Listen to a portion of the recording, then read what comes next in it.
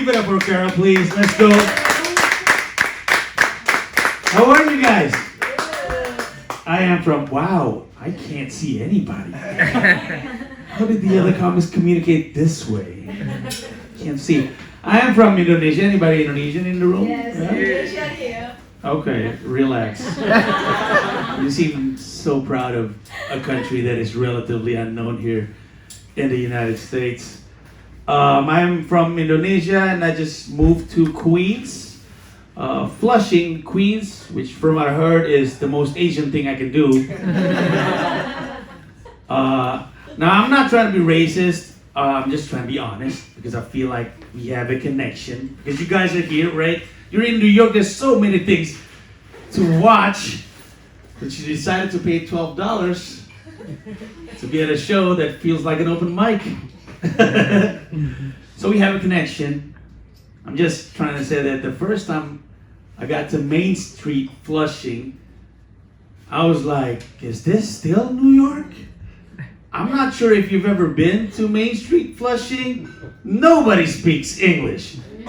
Everybody speaks Chinese, all the signs are in Chinese. I was like, did Doctor Strange open a portal? I accidentally stepped in and then ended up in Shanghai or something. I was like, where am I? Ini adalah .id weekly vlog episode yang bersejarah.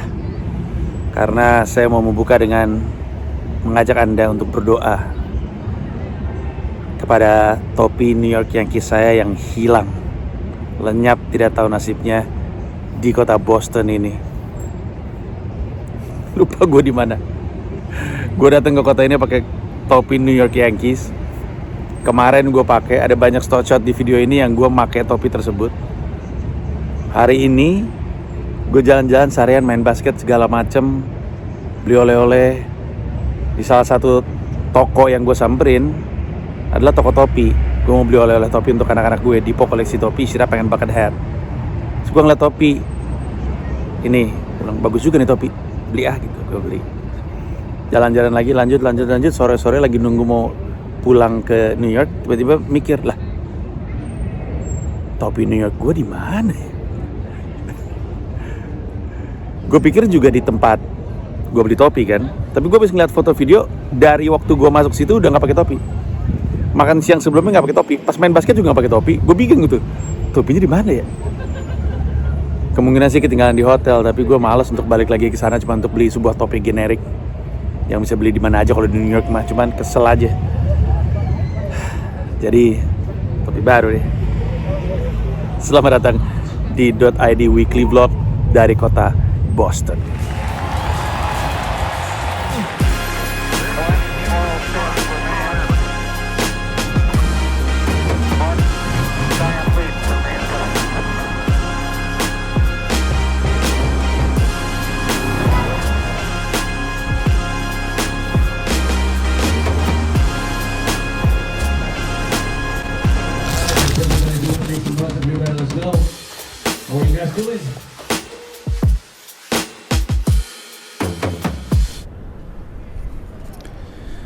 Jadi memang highlight dari minggu ini adalah kehadiran gue di kota Boston ini.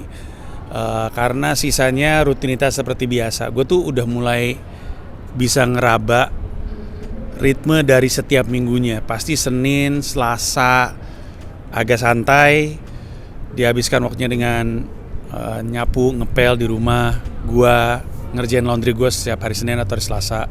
Karena anak-anak kerjanya hari Sabtu atau Minggu karena mereka gak sekolah.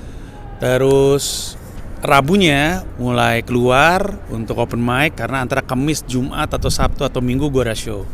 Nah, hal yang sama terjadi di minggu ini juga. Hari Rabu gue keluar, tapi gue punya tujuan lain. Pertama kali gue mau ketemu, atau tujuan pertama ketika gue keluar adalah ketemu teman kuliah gue. Gue kuliah di Fakultas Seni Rupa dan Desain ITB angkatan 97. Gue ketemu sama teman gue namanya Sena Maulana. Dia adalah ketua angkatan gue di angkatan 97, gue wakil ketua angkatan. Terus jadi kami cukup dekat. Terus gue setiap hari ketemu dia di kampus tuh pasti meluk. Dan kemarin akhirnya gue meluk dia untuk pertama kali sejak gue nggak tahu berapa tahun. Terus kami ngobrol lama, dia ada kerjaan di sini, cerita-cerita ketemu sama atasannya dia juga. Terus cukup senang lah. Tadinya tuh gue ngincar 3 open mic. 1 di Comedy Shop, habis itu gue mau ngincar 1 lagi di Joey Bats Cafe jam 5. Habis itu gue ngejar malam di Producers Club Theaters, karena tiap Rabu mereka ada open mic namanya Dynamite tiap jam 7 sampai jam 9 malam. Tapi gue akhirnya yang pertama akhirnya nggak jadi karena gue ganti dengan ketemu sama Sena. Yang kedua habis ketemu sama Sena gue kejar ke sana, udah keburu selesai, kosong, udah kelar. Akhirnya gue kejar ke Manhattan, tepatnya ke tengah kota, 44th Street, open mic di situ. Terus pulang malam-malam, Kemisnya gue open mic. Nah open micnya bukan open mic, shownya ini menarik. Jadi dari acara yang Immigrant Jam Comedy yang minggu lalu, ada satu komedian yang namanya Santiago. Dia pecah banget, terus dia nawarin gue manggung kan, ngisi acara namanya Astoria Comedy. Gue seneng nih, karena gue gak pernah manggung di Queens. Di Queens tuh banyak orang Indonesianya, Astoria juga lumayan walaupun lebih banyak Elmhurst. Jadi gue semangat, wah nih lumayan nih, manggungnya di QED lagi, sebuah tempat yang dari Januari tahun ini pengen gue incer untuk open mic tapi gak pernah ada kesempatannya. Jadi gue pikir, wah lumayan nih gue berkesempatan untuk manggung di tempat yang gue rasa oke. Tapi sebelumnya gue memutuskan untuk open mic dulu. Gue berusaha untuk mengingat-ingat, enggak deh, gue gak sempat open mic hari itu karena hujan seharian. Tadi gue mau open mic tapi hujan. Gue pikir gue udah jauh-jauh ke Manhattan atau ke Brooklyn, padahal manggungnya di Queens. Ya udahlah kalau gitu kita stay aja di rumah. Pada saatnya manggung gue keluar, berangkat nih, ini hujan deras banget. Tadinya gue mau ke namanya Papadon NYC, jadi pas di samping QED itu kayak public event space yang bisa dipakai untuk apapun. Tempatnya nggak terlalu gede tapi emang dipakai untuk komedi dan segala macamnya. Jim Gaffigan pernah stand up di situ. Di sampingnya itu ada Papadon NYC. Nah Papadon NYC itu terkenal karena, terutama di orang Indonesia, karena jualan martabak. Jadi gue datang ke sana pengen beli martabak, pas nyampe sana ternyata mereka udah ngejual martabak karena jualan martabaknya mau dipindahin ke Long Island. Akhirnya gue manggung deh. Tapi manggungnya kocak, gue headliner di acara tersebut di Astoria Comedy. Tapi yang manggung 5, masing-masing 10-15 menit. Tapi yang nonton cuma 9. Kapasitasnya 50. Yang nonton cuma 9. 6 diantaranya gue yang bawa. Lucu deh, jadi baru aja minggu lalu Immigrant Jam itu penonton terbanyak gue di show, bukan open mic ya. Penonton show terbanyak gue 120 penonton. Minggu ini penonton show tersedikit gue 9. Tapi orang Indonesia muncul 6 orang itu. Walaupun gak sebanyak yang gue sangka. Jadi cukup seru, tapi highlightnya adalah kehadiran gue di sini. Itu di belakang tuh ada Quincy Market, tuh kayak pusat destinasi turisnya lah, ada segala macam makanan di situ. Tapi highlightnya adalah nanti nih, gue ngisi Indofest namanya, New England Indonesian Festival 2022. Sebuah acara yang tahun 2020 nggak jalan, 2021 jalan tapi cuman kecil aja gitu. Nah sekarang mereka hadir lagi dalam bentuk yang lebih gede, dan gue akan ngisi di situ dan outdoor. Jadi kita akan lihat. Gue sekarang mau menuju ke sana, kita cek seperti apa keseruannya.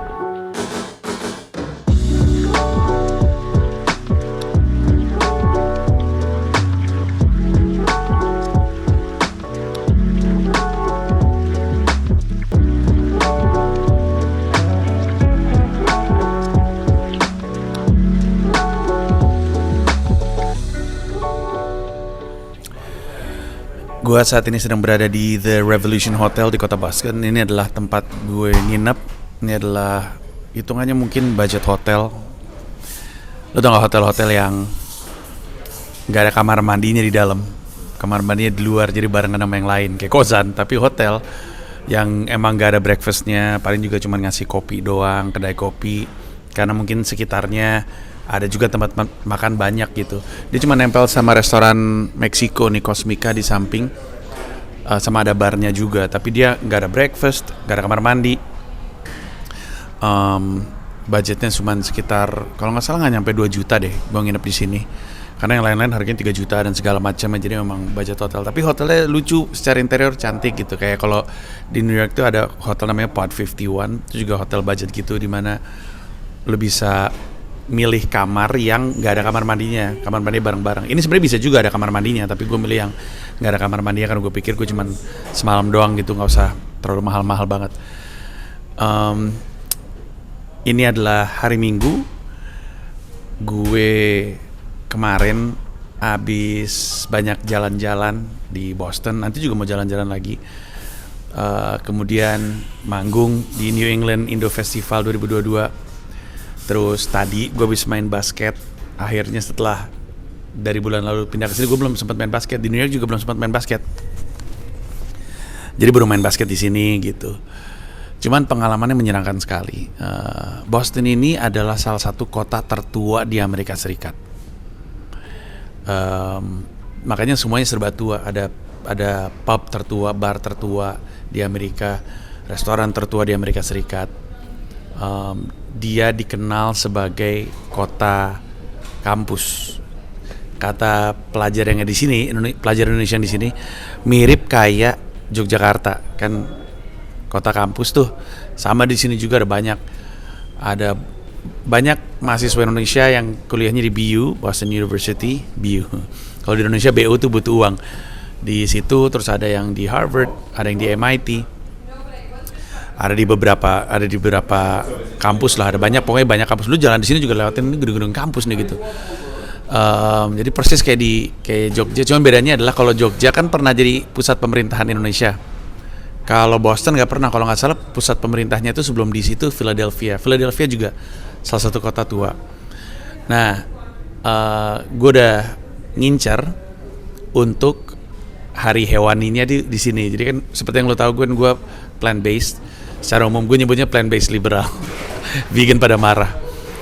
Tapi gue tuh plant based tapi longgar gitulah. Sebenarnya sih pengennya nggak terlalu nyusahin orang. Dan nggak mau nyusahin keluarga juga. Kalau emang makanannya adanya yang nggak plant based ya udah gitu. Tapi kalau misalnya ada pilihan plant based ya plant based gitu. Tapi gue selalu bilang sama orang-orang bahwa gue tuh dalam setahun tuh makan hewan itu nggak lebih dari 30 hari. Gue cukup yakin. Kenapa? Karena setiap bulannya minimal 1 kali, bukan minimal sih, targetnya itu setiap bulan tuh sehari gue makan hewan. Dan untuk bulan ini gue taruhnya di Boston ini. Makanya gue tahu nggak mungkin lebih dari 30 hari karena dalam setahun minimalnya 12 hari plus longgar-longgarnya juga nggak lebih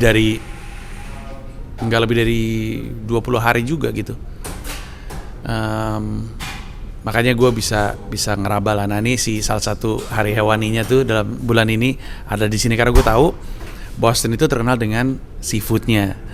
Jadi makanya waktu kemarin gue ke Quincy Market yang sebenarnya tempatnya tuh sangat turis banget sih. Dan bukan tempat yang tepat untuk makan karena mahal sekali sebenarnya karena tempat turis. Gue kesana makan, masa gue sendiri makan. Gue beli soda, beli lobster roll, sup, clam chowder, sama shrimp cocktail. Itu habis 60 kalau gak salah. Mahal banget dah. Tapi emang kan gue kan makan cuman siang ya. Pagi gue cuma minum kopi, malam juga ya kalaupun makan paling buah gitu, anggur di kulkas ada anggur atau ya mungkin snack. Lebih ke males makan aja. Jadi kalau siang gue pol-polan makannya. Terus enak sekali sih, memang lobster roll tuh makanan khasnya si kota ini gitu. Dia ada bukan hampir semua, tapi ada banyak restoran-restoran di mana lu bisa makan lobster roll, termasuk di situ. Ini sebenarnya yang lebih terkenal, tapi antriannya lebih panjang. Nah, loh. Nah, panjang bener. Terus udah gitu dari situ gue terus manggung di New England Indo Festival. Terus seru gila sih. Jadi sebenarnya tiap kota tuh ada Indofestnya, ada Indonesia Festival atau apa culture gitulah. Tapi gue bener-bener baru ngalamin tuh kemarin. Sebenarnya udah banyak yang mau ngundang, waktu itu Philly pernah mau ngundang, DC pernah mau ngundang. Tapi baru beneran ada yang kesampean ngundang beneran nih si anak-anak Permias Massachusetts gitu. Massachusetts itu lebih ke state-nya, New England tuh lebih ke greater area Boston-nya. Terus makanya New England Indoor Festival karena bukan cuma dari Boston doang. Karena kalau cuma dari Boston doang dikit katanya, jadi dari sekitar-sekitarnya juga datang. Tapi seru banget. Ada tentu orang Indonesia pada ngumpul semua dari New England.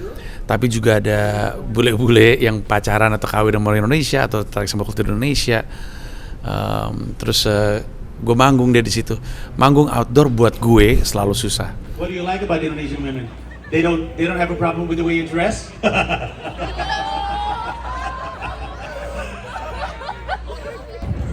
Gue barusan menyadari ada beberapa joke gue yang gue nggak yakin bisa kepake di kota ini. Kayak ada banyak ya soal tinggal di Queens yang relatif banyak Asianya, terus soal banyak orang Indonesia di New York yang sebenarnya undocumented, terus ke apa ya, kerasnya opini orang New York terhadap pizza tuh nggak bekerja dengan baik di sini. Plus ada joke-joke yang sebenarnya juga agak kurang aman kalau di udara terbuka. Ini kan gue kan manggung kan di lapangan ya, kayak di alun-alun. Gue nggak tahu sih akan kayak gimana, tapi pengalaman baru, ilmu baru. Gue harus belajar untuk punya joke yang lebih nggak New York sentris, lebih luas lagi appeal-nya. Karena tau kan gue pengen manggung di tempat-tempat lain juga, jadi kita lihat. Gue nggak sehebat Soleh, Mongol. Cuman ya jobnya outdoor ya. Kalau di Indonesia ya gue bisa nggak ngambil job outdoor, bisa. Karena gue punya banyak pilihan yang lain. Gue bisa milih-milih job gitu. Ini job yang mau gue ambil, ini job yang gue ambil, ini gak gue ambil gitu. Tapi kalau gue tinggal di sini di Amerika Serikat nggak bisa pilih job. Adanya job itu yang gue ambil. Jadi gue kurang lebihnya merasakan ada banyak perasaan yang dimiliki oleh banyak komika nasional. Di sini nggak bisa milih job. Beggars can't be choosers istilahnya. Tukang minta-minta yang nggak bisa milih gitu. Akhirnya gue manggung, jadi buat gue susah untuk dapetin crowdnya, tapi semoga gue bisa menghibur mereka. Indikator gue sih gue berhasil atau enggak manggungnya sih gampang. Kalau gue turun panggung diajak foto sama orang-orang berarti oke. Karena gue sering banget anyep turun panggung gak ada yang ngajak foto. Mungkin tadinya mau, tapi pas ngeliat gue anyep, gue anyep sih jadi malas ngajak foto. Dan banyak yang posting, banyak yang bilang dia senang ke story gitu ya, puas banget, happy banget. Penontonnya sebenarnya minta gue stand up dalam bahasa Indonesia, tapi gue dibayar untuk stand up dalam bahasa Inggris. Karena mungkin pengen nerangin Indonesia ke orang-orang di sekitar itu. Karena itu kan kayak taman ya, itu bukan taman yang paling besar, namanya Boston Common kalau nggak salah. Namanya apa ya, taman besarnya di Boston, yang mungkin lebih mirip kayak Central Parknya New York. Itu tuh taman relatif kecil sebenarnya, tapi lokasinya oke banget karena belakangnya ada gereja apa gitu, bukan gereja tertua di Boston tapi cukup penting dari sisi arsitektural, terus interiornya juga bagus banget. Sayang gue nggak bisa masuk, gue ngeliat dari foto-fotonya nggak bisa masuk karena ditutup. Gue tuh memang karena gue kuliahnya desain produk ya, jadi gue selalu punya kekaguman sama apapun yang terdesain dengan baik secara fisik gitu, yang bisa kita pegang gitu. Kayak ini, kayak hotel ini secara ornamen bagus gitu, kayak arsitektural. Kayak gue sering banget ngeliat gereja kayak di Berlin, ada gereja bagus, hampir semua katedral yang gue lagi datengin kotanya gue samperin.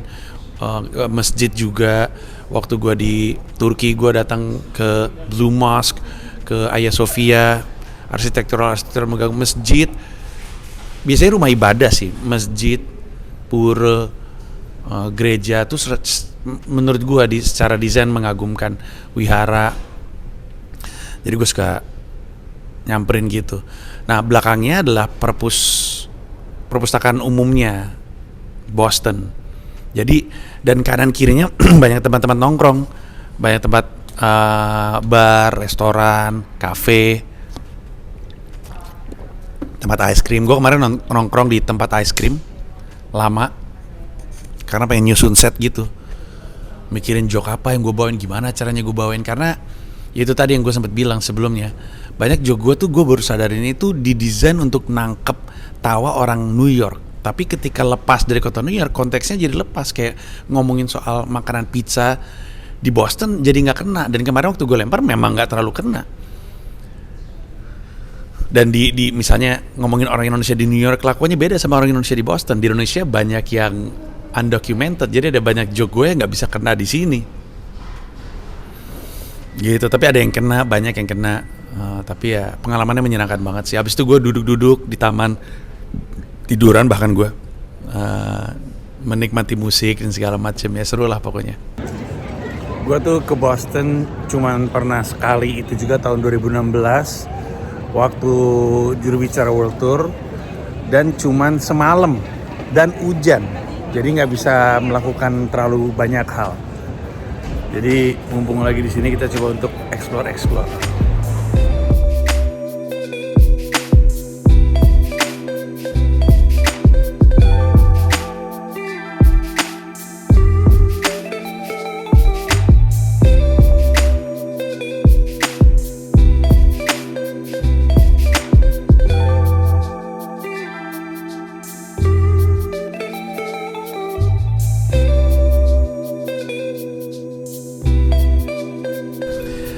Nah, abis itu gue pulang ke hotel. Abis itu tadi pagi gue main basket di Boston University. Namanya apa ya?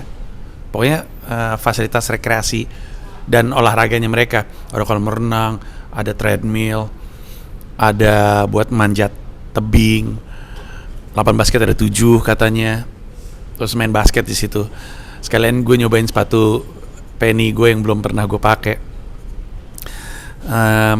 dan menyenangkan main sama teman-teman di situ. Ada yang kerja di situ, ada yang anak kuliah di situ. Nah, salah satunya gue ketemu teman gue. Kalau tadi kan gue sempat cerita bahwa gue ketemu sama teman gue yang namanya Sena, desain produk 97. Tadi pagi gue main basket sama Yadi, teman gue desain produk 97. Nah, dua-duanya Sena dan Yadi ini punya sesuatu yang sangat mengagumkan, yang sangat-sangat gue kagumi. Keduanya itu dari pertama kali masuk kuliah desain produk seni rupa, mereka udah tahu mau masuk desain produk. Kalau gue kan tadinya mau DKV karena tadi gue jadi komikus, tapi nilai gue busuk. Sementara desain komunikasi visual tuh paling dituju banyak orang, sehingga pasti kuotanya dipenuhin sama nilai-nilai bagus. Gue nggak masuk, pasti daripada mental ke pilihan kedua, langsung pilihan pertama gue taruh desain produk aja, sadar diri. Tapi dari awal mereka berdua pengen masuk desain produk karena Sena Maulana dari awal tuh suka banget sama apapun yang sifatnya militer. Tugas-tugas desain produknya itu pasti ada hubungan sama militer. Bahkan gue ingat waktu itu dia pernah nyalonin lucu banget, jadi ketua presiden, nyalonin jadi calon presiden KMSR, keluarga mahasiswa seni rupa.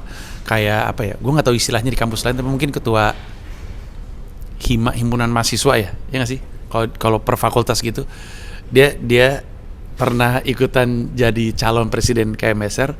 Waktu kampanye, waktu orasi, dia pakai ini baju selam, pakai ini seragam Kopaska, Komando Pasukan Katak. Lucu banget, gila tuh orang tuh, sangat militer. Bahkan tugas akhirnya dia bikin panser untuk recon yang kalau gue nggak salah beneran dibikin. Jadi abis lulus dari desain produk, dia sempat kerja di Pindad produsen senjatanya Indonesia. Dia desainer panser kalau gue nggak salah. Dia bener-bener bikin pansernya bener-bener diproduksi massal. Gila nggak? Abis itu dia pindah, sekarang dia kerja di Kementerian Pertahanan, Kemenhan. Dan waktu gue ketemu kemarin, dia tuh ada job di UN. Tapi gue nggak terlalu banyak ngomong soal ngapain dia di sini, itu kan kerjanya dia. Tapi dia konsisten, pengennya militer, terus lulusnya kerja desain militer, sampai sekarang kerja di Kemenhan, Kementerian Pertahanan bener. Yadi dari pertama kali gue kenal dia senengnya gambar sepatu, senengnya ngedesain sepatu. Semua tugas-tugasnya ada hubungannya sama itu. Sekarang dia di Boston karena dia kerja jadi desainer sepatu untuk Puma. Gue kagum sama orang-orang konsisten kayak gini, kagum sekali. Karena gue juga nggak kayak gitu. Mungkin sekarang kelihatannya seperti itu, tapi kan sebenarnya nggak juga. Kayak tadi gue cerita masuknya pengen jadi komikus, sekarang jadi komika gitu. Tapi mengagum sekali. Kalau lu pikir-pikir, siapa orang lain yang lu tahu yang cita-citanya pengen jadi desainer sepatu gitu, atau cita-citanya pengen jadi desainer panser gitu? Jarang sekali. Maka bisa diasumsikan perjalanan mereka juga pasti susah.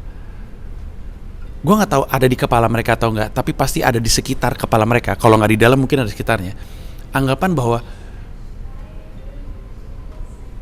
kalau hidup gue mau lebih enak dan lebih gampang, duit lebih banyak sih, ngambil kerjaan lain lagi aja. Tapi bukan itu cita-cita gue. Gue rasa itu ada di, kalau nggak di kepala mereka, di sekitar mereka. Karena bisa aja mereka nggak mikir itu sama sekali, karena emang gue pengen ini. Udah gue konsisten. Gue mah nggak peduli duit orang seperti apa ya. Ini yang gue pengen. Kebayang gak susahnya? Mungkin mereka gak ngerasa susah ya. Gak susah, emang begini. Gak gampang, gak susah, emang begini gitu. Tapi maksud gue, pasti ada masa-masanya orang di sekitarnya dia, atau mungkin dia sendiri berpikir, nyerah aja gak ya? Gila loh, kalau pikir-pikir. Gue punya teman namanya Richard Insane Latunusa. Dia dari gue kenal pertama kali sampai sekarang streetball, umurnya mungkin 40 sekian. Siapa lagi yang lo tahu umur 40 sekian hidupnya dari streetball? Kenapa mungkin lo berpikir kan kita mikir, kok orang ini bisa konsisten banget ya? Kok bisa konsisten banget ngerjain sesuatu begitu lama dengan begitu banyak pancingan duit dari tempat lain, pancingan jabatan dari tempat lain? Kok bisa? Jawabannya dua pasti. Cinta sama streetball, sama sepatu basket, atau sepatu sama militer gitu, dan disiplin. Udah, cinta tapi nggak punya kedisiplinan, nggak ngelanjut. Disiplin tapi nggak cinta juga mungkin nggak ngelanjut. Jadi dua ini kuat gitu, nyampur jadi satu. Mengagumkan. Gue ingin punya konsistensi seperti itu. Karena pada titik seperti itu, sisanya jadi nggak terlalu penting. Tentu punya tanggung jawab sama keluarga, tentu. Tapi sisanya jadi kayak orang lain yang lakuin sesuatu nggak sekonsisten mereka, karena mungkin yang mereka cari adalah hal-hal baik yang datang dari dunia tersebut gitu. Hal-hal baik itu kayak uang, ketenaran, jabatannya datang dari situ. Karena kalau iya, berarti setiap kali ada kesempatan untuk dapat duit, ya ditinggalin dunia tersebut. Kayak Jerry Seinfeld ditanya, kok lu bisa konsistensi stand up? Karena gue lebih senang stand up daripada duit, ketenaran, perempuan yang datang dari stand up. Orang lain mungkin mulainya di stand up, tapi lebih seneng uang. Jadi ketika TV nawarin uang, pindahnya ke TV. Film nawarin uang, pindahnya ke film. Jerry Seinfeld bilang, gue emang selalu senang stand up. Jadi stand up aja gitu. Keren sih. Hari ini juga gue mau ke sebuah restoran. Kalau jadi restoran yang paling tua dan konsisten selalu buka, namanya Union Oyster Bar apa Union Oyster Restoran atau apa gitu, lupa. Dia buka dari 1826 dan tidak tutup sampai sekarang. Karena mungkin ada restoran tertua di Amerika tapi udah tutup sekarang. Ada mungkin restoran yang lebih tua sempat tutup berapa tahun terus buka lagi. Dia berdiri dari 1826 terus sampai sekarang. Tahu nggak kita lagi ngapain di Nusantara 1826? Perang di Ponorogo. Perang di Ponorogo kan 1825 sampai 1830. Yang dibilang sebagai perang terpendek dalam sejarah karena cuma 5 menit. Mungkin mesti lanjut sholat maghrib. Jadi di tanah air lagi perang Jawa, lagi perang di Ponorogo, restoran itu buka dan tidak tutup sampai sekarang. Terus lu mikir kan, kok bisa ada bisnis konsisten, bisa relevan terus, kok bisa gitu. Gue datang dari Comika, gue tahu yang paling susah dari bisnis adalah konsisten. Konsisten untuk terus kayak gitu secara level susah. Kenapa? Karena yang membuat tidak konsisten tuh aspeknya banyak banget. Orang yang berganti, yang ngerjain ini sama ngerjain itu, komposisinya beda, konsistensinya beda. Individu-individunya aja yang ngerjain itu bisa aja gak konsisten. Kan butuh individu-individu konsisten supaya menghasilkan acara yang konsisten. Atau setidaknya atasannya konsisten sehingga bawahannya bisa dipaksa konsisten. Tapi bisa jadi individu yang ngerjain yang bikin susah konsisten. Keadaan faktor X yang membuat susah konsisten. Susah tahu untuk konsisten. Jangankan dari 1826 sampai 2022, bisa 1 bulan konsisten aja susah. Ini semua yang punya bisnis tahu itu. Semua yang lagi ngerjain sesuatu tahu betapa susahnya konsisten. Bahkan lu hanya cukup jadi stand up comedian untuk tahu susah banget untuk konsisten lucu. Lu open mic sekali lucu, oke. Lu open mic seminggu lucu, 4 kali lucu, 5 kali lucu. Cobain lu selalu lucu setiap saat, setiap jam, setiap kota. Setiap tahun, luar, dalam, ruangan. Susahnya men. Gila itu. Minggu ini gue belajar soal konsistensi. Minggu ini gue dapat ilmu dari orang-orang, dari kesempatan-kesempatan yang gue dapatkan untuk konsisten.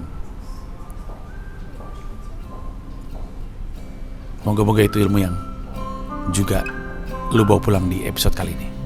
Thank you, bye-bye.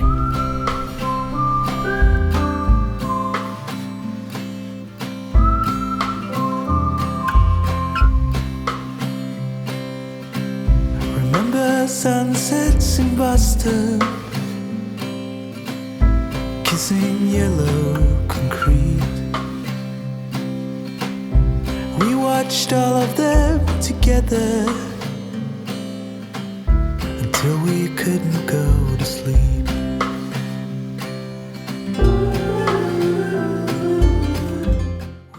Terima kasih udah nonton video ini dan juga terima kasih udah subscribe kanal YouTube gua. Gua mau ngasih tahu bahwa gua membuka YouTube membership dan ada 3 jenis penawaran.